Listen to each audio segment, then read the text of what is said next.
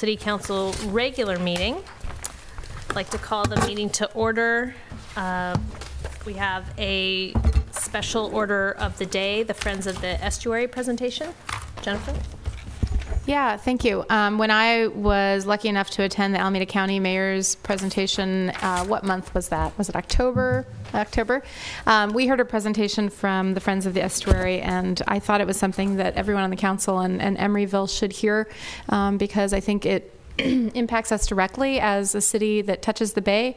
And I can only think that there must be an update now with the state of our climate and the drought that we're in right now, and I'm hoping to hear from Friends of the Estuary about this critical issue and how it impacts us. Thank you.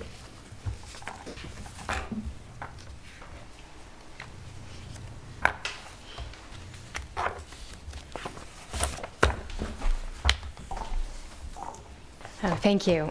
Good evening, council members, Mayor Asher, and thank you very much for the invitation, Councilmember West, to speak to you tonight. My name is Darcy Luce, and I'm with Friends of the San Francisco Estuary, and I will be talking to you about drought, freshwater flows, and the future of the San Francisco Estuary, or standing up for the bay. A little bit of background on Friends. We were founded in 1993 to help implement the comprehensive conservation management plan for the San Francisco Estuary, which is the master blueprint for restoring and protecting the Delta and the Bay. We're one of the only nonprofits that is focused on the entire estuary, and we primarily run outreach and education programs. Bless you. So right now, California's unprecedented drought is highlighting the shortcomings in our water supply infrastructure and is providing us a snapshot of what will happen with increasing frequency in the future. And we're all very aware of the current water supply challenges around the state, but for those of us in the Bay, there's another side of this issue that I'm here to talk about today that is obvious but just as urgent, and that is the chronic, artificial, and long-term drought that our water supply system has created here in the Bay. With the talk of Sierra snowpack, I know we were much more very cognizant of our source of water, but I'll just go over this very quickly. So all of the fresh water that comes into the Bay comes from, or the vast majority of it comes from the very large Sacramento and San Joaquin River Delta watershed. Drains about 40% of California's land and primarily comes from two large rivers, the Sacramento River, and if I press this, I don't know if you'll be able to see that on your screens, but the Sacramento River and the San Joaquin River from the south and the Sacramento River from the north. The Sacramento River is about 80 to 85% of the flow, and the San Joaquin River is about 15 to 20%, with some smaller tributaries making up the balance. These rivers drain naturally into the Delta and then into the Bay and then to the Pacific Ocean. But over the years, we've, of course, engineered a very vast and complicated water delivery system that now shuttles this water all over Central and Southern California to provide a portion of the water supply for over 25 million Californians, including Emeryville. That is just the inset there of the whole Bay Delta estuary, including the source of the East Bay Muds water supply, the McCulmy River, which is then taken through the Delta and to the service area here. Of course, we are doing much better than many parts of the state, as the East Bay Muds reservoirs are about 2/3 full. But we're very painfully aware that there are inherent problems in this large water supply infrastructure. And one of those problems is actually how much fresh water gets to the estuary after we take water out of it for our uses. So essentially, we have created a chronic and artificial drought. So when I talk about the estuary, I am really talking about the Bay Delta estuary. It includes everything you see here on this picture. It includes the Delta, the Suisun Bay, San Pablo Bay, and what we call San Francisco Bay. That is all one system. It's an estuary that is the largest on the west coast of the North and South Americas, and it's one of the world's most productive and delicate ecosystems. Salt water from the Pacific Ocean mixes with fresh water from the Sacramento and San Joaquin rivers to create unique habitats and a productive nursery for many plant and animal species. 2/3 of the state's salmon pass through the bay, and nearly 1/2 of the Pacific coast waterfowl and shorebirds depend on the bay for sustenance during migration along the Pacific Flyway. So in the Bay Area, we tend to think of the Delta as a separate place. But because the Bay Delta is all one system, what happens to freshwater in the Delta and in the upper watersheds of the Sacramento and San Joaquin rivers affects the health of the Bay and the economic and environmental well-being of those of us who live here. So the planning processes that I'll be talking about this evening that are going on in the Delta and for California's water supply do affect us in the Bay. And it's very important that we take a role in these planning processes. What's the problem? The problem is that too much fresh water is being taken out of the system with and without droughts. So much water, in fact, was taken out of the San Joaquin River up until recently that it used to go completely dry over long stretches. And the picture on the left is a picture that I used to say, well, we would never see this again. This is something that we used to do before we realized, that this had massive impacts on endangered species, on salmon. We used to dry up a vast majority of one of the largest rivers in California. However, there is legislation that's currently proposed in the House that would bring us back to this state again. So it's not unheard of. There are some of our folks in Central Valley legislators would be willing to dry out the river. California is taking, on average, more than half of the total fresh water that would naturally come into the Bay Delta estuary. And our water supply system has created this drought, this artificial drought in the estuary, which has actually become worse in the last decade because for the past 10 years, we've been taking more water than ever before. What's the significance of this chronic drought to us in the Bay? Why does this even matter, really? I keep pressing the wrong thing. What's at stake? We need this water here for a healthy and resilient bay. Fresh water plays an essential role in our economic and environmental well-being, from water quality and wildlife to tourism, jobs, recreation, and an overall quality of life. Some of the impacts of reduced freshwater flow. We've seen declines in a broad range of fish and aquatic species, including the listing of 6 native fish species as endangered or threatened in the last 20 years. We're seeing the disruption of the entire aquatic food web, particularly as non-native species like the Asian clam here take advantage of changed conditions and completely monopolize their environment. We're seeing shifts and reduction in habitat, but most important for Emeryville is probably the reduced resilience to climate change and sea level rise. The Emeryville mudflats or tidal marshes are an important source of protection against sea level rise, and they function as a sort of horizontal levee, if you've heard that term before. Reduced freshwater flows may leave those marshes vulnerable to erosion or inundation due to reductions in suspended sediment loads and habitat. Another impact is water quality decline and increased pollution. Without those pulses of freshwater flows, without those large winter storms, which of course we have not seen this year, pollutants and contaminants like pharmaceuticals sit around longer, and we can also possibly see an increase in toxic algae blooms. The artificial drought also exacerbates the concentration of pesticides, fertilizers, treated wastewater, and salt, meaning that we've even created a problem for some of our neighbors who take their drinking water from the Delta, which has become saltier. It also means lost jobs. Okay, well, we're missing a slide. But it means lost jobs and income. The Chinook salmon declined so rapidly in 2008 and 2009 that the fishery had to be completely shut down, and that led to a loss of $1.4 billion in economic revenues and 23,000 jobs lost. The Bay is a world-class destination, and it's a valuable asset for businesses, residents, and tourists. Tourism alone brings in $9 billion in economic revenues to the Bay Area, and tourists and residents use the Bay for recreational fishing, boating, bird and wildlife watching, and to enjoy its natural beauty. It also means loss of a quality of life, because for us, San Francisco Bay is a treasured symbol of this region. And in a 2010 survey, 92% of Bay Area residents agreed that it is important to have a clean, healthy, and vibrant San Francisco Bay. And without freshwater flows, we've disrupted the balance, and we are in danger of losing that. So what can be done about this, particularly when we are in the middle of a drought? Well, we need to stand up for the bay because the water planning processes that are underway are tending to ignore the importance of the bay and the connectivity of the bay to the delta as we go through these processes. So I'll just touch on a few of these here. Number one, the State Water Resources Control Board's Bay Delta Water Quality Plan update will set a standard for how much water is allowed to flow into the bay and how much water goes to all other uses. So the board must consider all beneficial uses, including fish, wildlife, agricultural, industrial, urban, and residential uses, and they must try to find a balance between all of those. So I wish them luck. It sounds like a tough job. But they tend to think along the lines of how to spread out the pain equally, and they don't always hear from the bay that fresh water is important.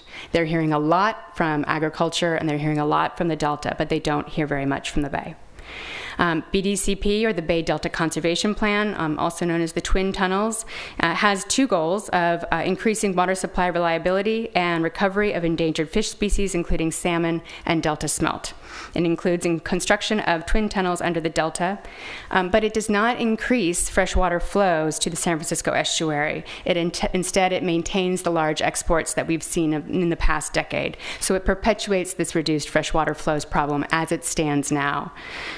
It also doesn't include an analysis of impacts to the San Francisco Bay, and you can see in this map here that the plan area ends approximately at Carquinez Bridge, which means that they have not looked at any kind of impacts to the San Francisco Bay of this massive infrastructure project. And we need to know how this plan might impact the Bay, and we need to demand an analysis.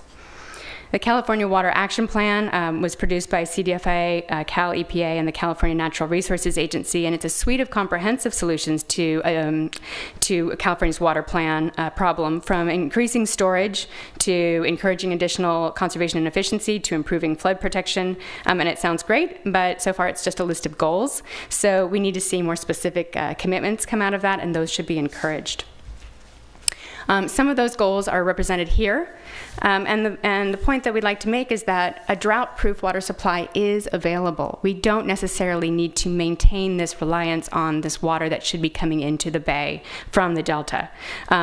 Some of these solutions could be pursued very aggressively. The 2013 updates to the California Water Plan, which is different from the California Water Action Plan, by the Department of Water Resources, has identified a possible savings of 5.4 million acre feet through urban water use efficiency and recycled water alone. That doesn't even include agricultural water use efficiency or any other strategies that we could be pursuing. And 1.1 acre foot is approximately enough for a family of 4 for 1 year. So 5.4 million acre feet is about the same amount that's being proposed by the twin tunnels. So through this kind of approach to water supply, we could really establish a much more reliable water supply than Mother Nature is currently providing us. For example, Los Angeles' population has grown by 5 million people in the past 20 years, but the amount of water that they use has not changed. Because once these conservation elements are established and become routine, people tend to just maintain them. So they are actually very reliable. That's impressive. So what are we doing? We, Friends of the San Francisco Estuary, is working to increase awareness and action in the Bay and in the Delta by meeting with county mayors, city mayors, and city councils, county supervisors, and legislators. We'll also be holding a conference later this year for Bay Delta elected officials on freshwater flows and current planning processes. And the reason that I'm here tonight is we're working with cities and counties to pass resolutions modeled on the Association of Bay Area Governments resolution in 2012 on ecosystem health and the need for fresh water for the San Francisco Bay Delta estuary. We've been working our way around the Bay primarily, and we've passed resolutions in Marin County and Napa County, and Contra Costa County has also passed a resolution. And just a few weeks ago, the Marin Municipal Water District passed a resolution that supported the one passed by Marin County. So we're very happy with the progress that's being made. There's certainly a lot of interest in this issue, and look to Emeryville to also take a stand. The The Bay needs you.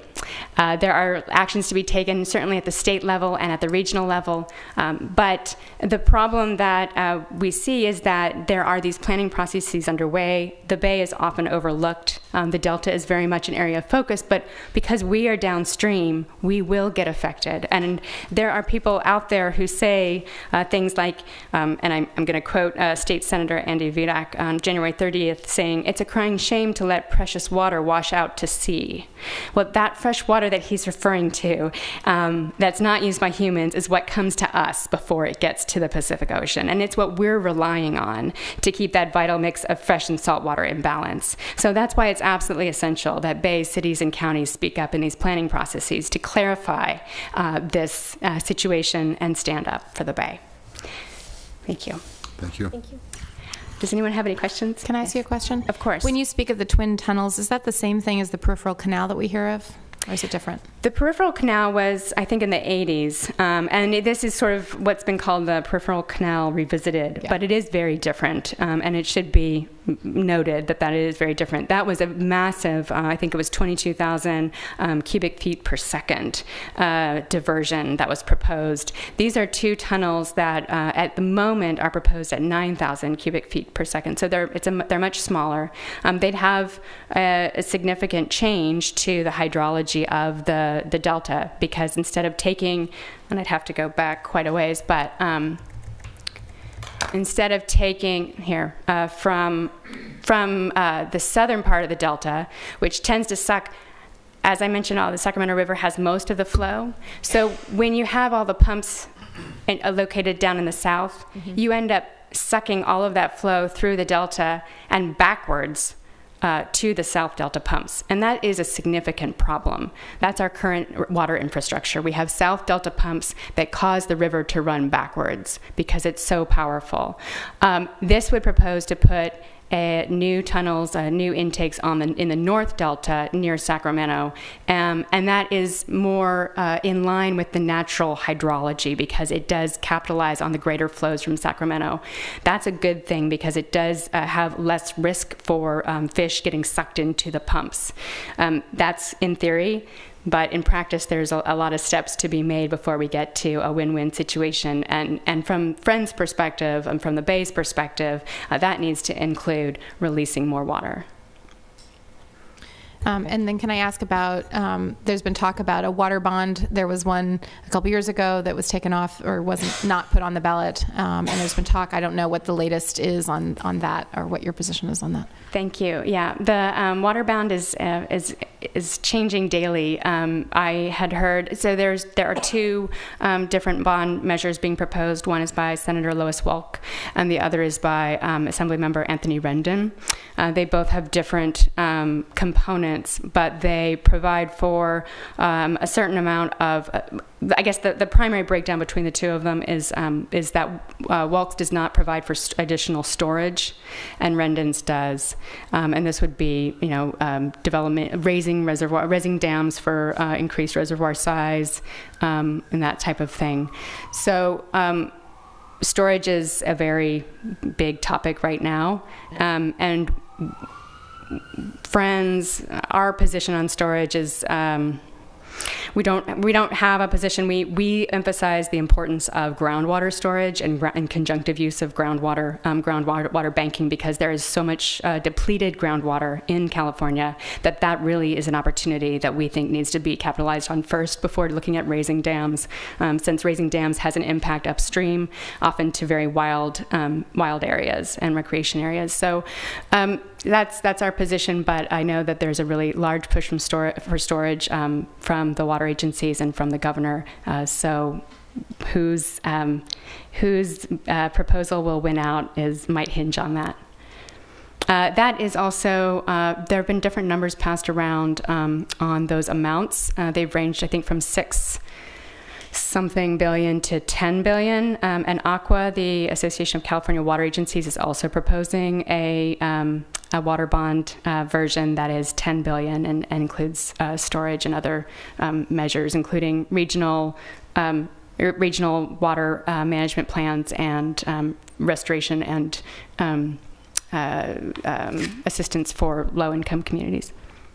Ruth? I just want to thank you for your passion and dedication and coming here tonight to educate us and the public who might be watching on TV about the estuary. It's a very complicated and delicate ecosystem. So I just want to thank you for coming. And I don't know if you're kind of talking about what around some things that your group would like to advocate for. I was wondering if you have a position on desalinization plants. That's a tricky one. Desal is technology is changing very rapidly, and I think it is the type of thing that could be regionally appropriate in some locations. For the Bay Area specifically, I would not be able to say, but I've certainly heard that there are successful implementations of desal in Australia. You can't necessarily compare Australia to California. There are some similarities, but some pretty significant differences. Desal has been a very expensive way to go, but I've heard that those costs have been dropping. So it's such a rapidly changing technology that we tend to stay away from it. It's been a very big had a very high environmental cost. We prefer to look at some of the other strategies first. One other question that I have is, how far up the delta does the salt water go? Right now? Yeah. There is something called X2, which is a legally mandated or regulated salinity level that is managed. So it needs to be, I don't think that maybe I could show you. It needs to vary from in this area right here between Chips Island and I think an area called, well, I'm getting into areas. I'm hesitant to give you the actual geographic range without being sure of myself. Went to Martinez, Antioch area. Yeah, so Antioch gets its water from the delta. That's one example of an impact that is happening as a result of these reduced freshwater flows. Yeah. X2 is supposed to manage for that type of thing, but that can be moved with enough political pressure upstream, which has the effect of making everything downstream saltier. X2 means 2 parts per thousand, and it's a level of salinity that's been defined as being biologically significant. Thank you. Thank you. Any other questions? No? Thank you. Thank you very much. I'm hoping that the council might entertain a resolution in the future to support that ABAG passed in 2012, based on the information we got tonight. And if so, could we, I move to direct our staff to bring that forward. I should just mention that I left packets for each of you that include the resolution, all of the resolutions that have been passed to date for your future reference. Okay, great. Thank you. Thank you very much.